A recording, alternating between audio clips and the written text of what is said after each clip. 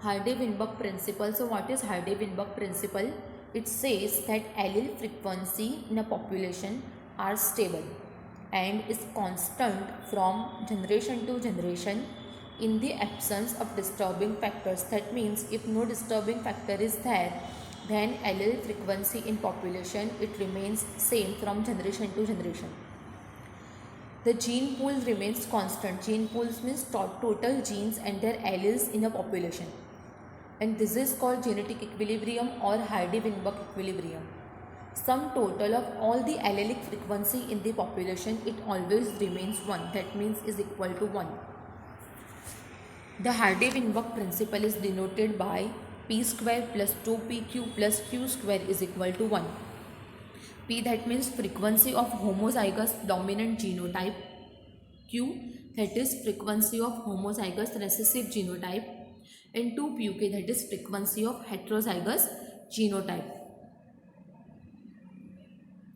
As you can observe, in parent generation 1000 individuals are there, and they having 3 different genotypes: capital A, capital A, capital A, small a, and small a, small a.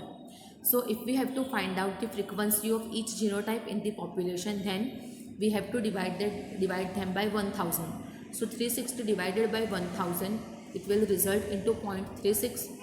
480 divided by 1000, it results into 0.48, and 160 divided by 1000 will result into 0.16. Then if we have to find out the frequency of each allele in the population, each allele, that means capital A and small a. So for capital A, 0.366 is there, but in the middle figure you can observe capital A, small a.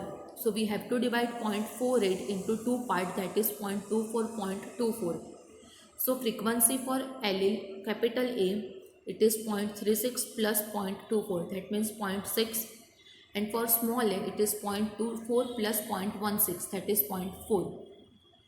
So if we make a cross between this allele, then we will get 0.36 plus 0.24 plus 0.24 plus 0.16 is equal to 1. So genotypes and frequency of each genotype in the offspring population, as we will obtain for capital A 0.36, capital A small a 0.48, small a 0.16. When we make a sum of these three, we will get 1. So that is Hardy-Weinberg equilibrium. Different factors are there that affecting Hardy-Weinberg principle. First, it is gene migration. It is the gene flow from one population to another. Here, gene frequencies changes in both the population, and gene flow occurs if migration happens multiple times. As you can observe in the figure, there are two populations. Population A, selection pressure against recessive phenotype has created homozygous population, that is capital H, capital H. In population B, selection pressure against dominant phenotype has created a homozygous population, that is small h, small h.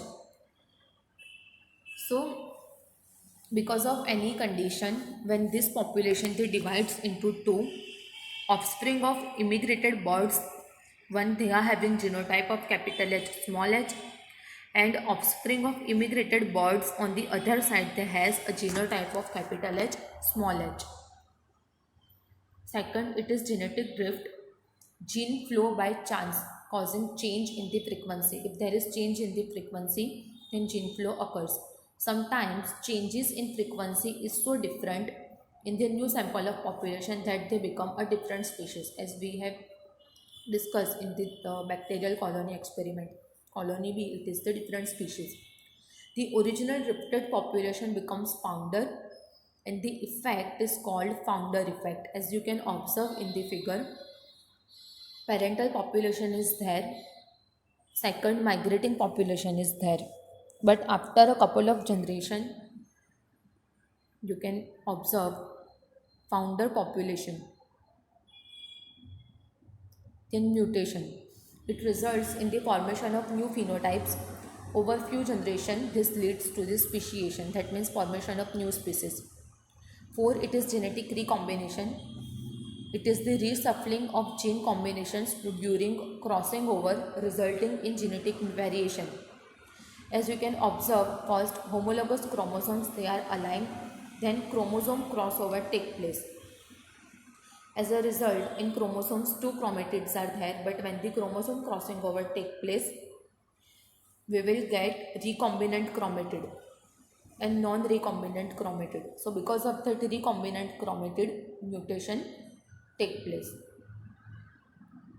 Then natural selection. There are three types of natural selection, that is stabilizing selection, directional selection and disrupting selection. First, it is stabilizing selection.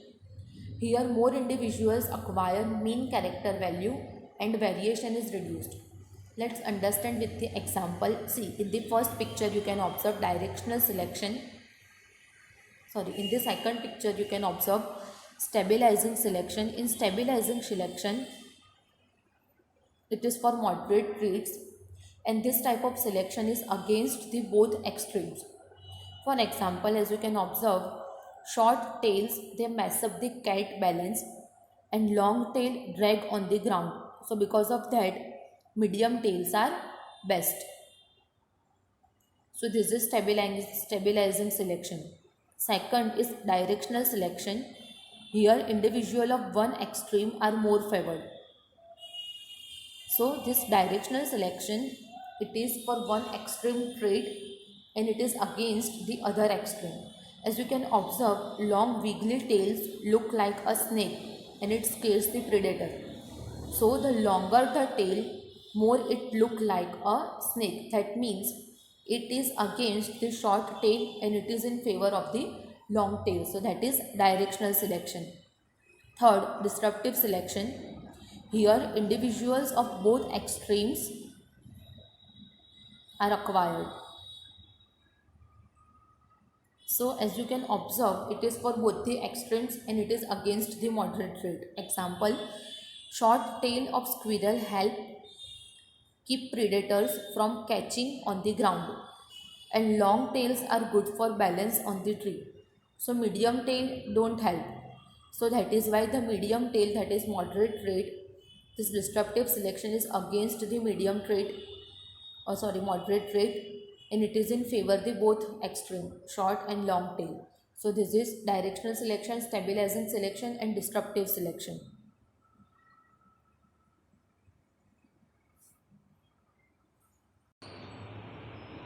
Brief account of evolution. First cellular form of life appeared 2000 million years ago. Some of the cells had the ability to release oxygen as the light reaction in photosynthesis. Single-celled organisms become multicellular organisms, as you can observe in the figure. MYA, that means millions years ago. 500 million years ago, invertebrates were formed. Trilobites are there. 450 million years ago, first land organisms, that means plant appeared. You can observe in the figure moss, the most primitive of plant. 400 million years ago, arthropods invaded the land. 350 million years ago, jawless fishes were evolved. In the fourth picture, you can observe jawless fish. Low fins means stout and strong finned fishes. They are low fins. Could move on land and go back to water. The first picture you can observe lobe finned fish. They evolved to first amphibian, ancestor of modern day frog and salamanders. So lobe finned fish is there. It evolved into the first amphibian. 325 million years old lobe fin coelacanth is still very much alive. Fossil of lobe fin fish coelacanth you can observe in the figure, and that living fish you can also observe. In 1938, a lobe fin fish called coelacanth fish was caught in South Africa, which was thought to be extinct. In the last figure you can observe. 320 million years ago, seaweeds and few plants were existed. Now amphibians evolved to reptiles. First lobe fin fish is there, it evolved to amphibian, and now amphibian they are evolved to reptiles. They lay thick shelled eggs, do not dry up in sun. Giant ferns, pteridophytes were present, but they all fell to form coal deposits slowly.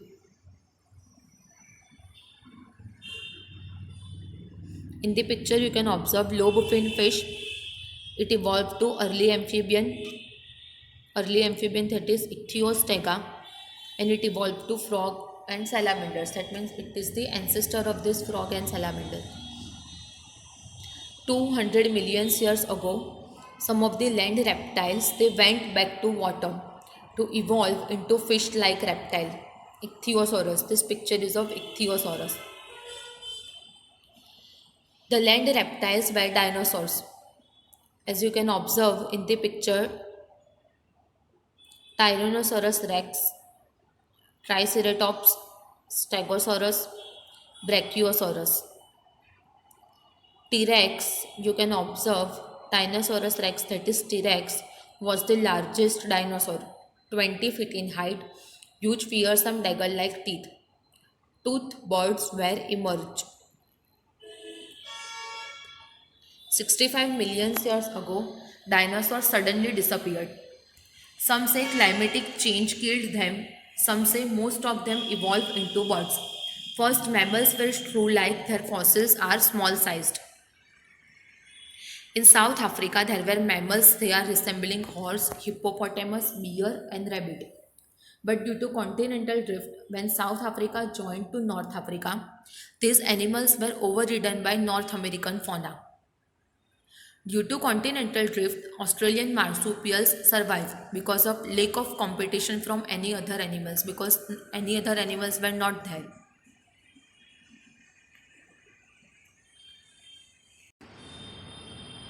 Origin and evolution of man. First, Dryopithecus and Ramapithecus.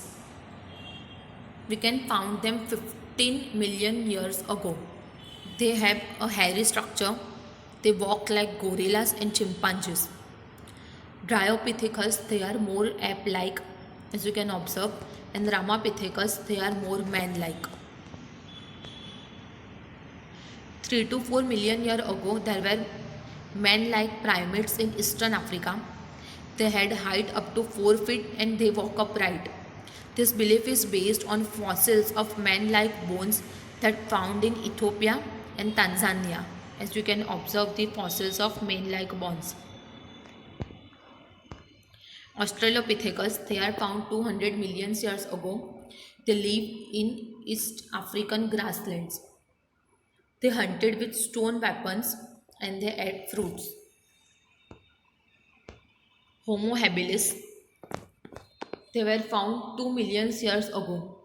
It is known as first human-like being, that is hominid. They have brain capacity 650 to 800 cc and they did not eat meat. Homo erectus, they were found 1.5 million years ago.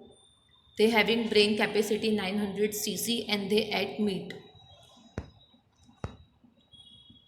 Homo Neanderthal men, they were found 1 lakh to 40,000 years ago. They having brain capacity 1400 cc.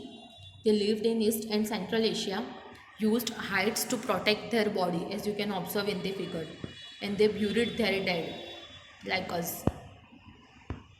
Then Homo sapiens, it is modern man, 75,000 to 10,000 years ago, that is Ice Age, they were found. Prehistoric cave art developed by 18,000 years ago. That cave art you can observe in the figure. Agriculture in human settlements starts over 10,000 years ago. So this is the sequence of human evolution from Australopithecus to Homo sapiens sapiens, that is the modern man. This is the hominid family from Australopithecus to Homo sapiens.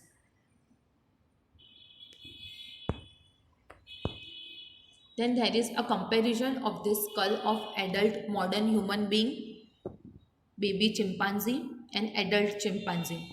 So skull of baby chimpanzee is more like adult human skull than the adult chimpanzee skull, as you can observe in the figure.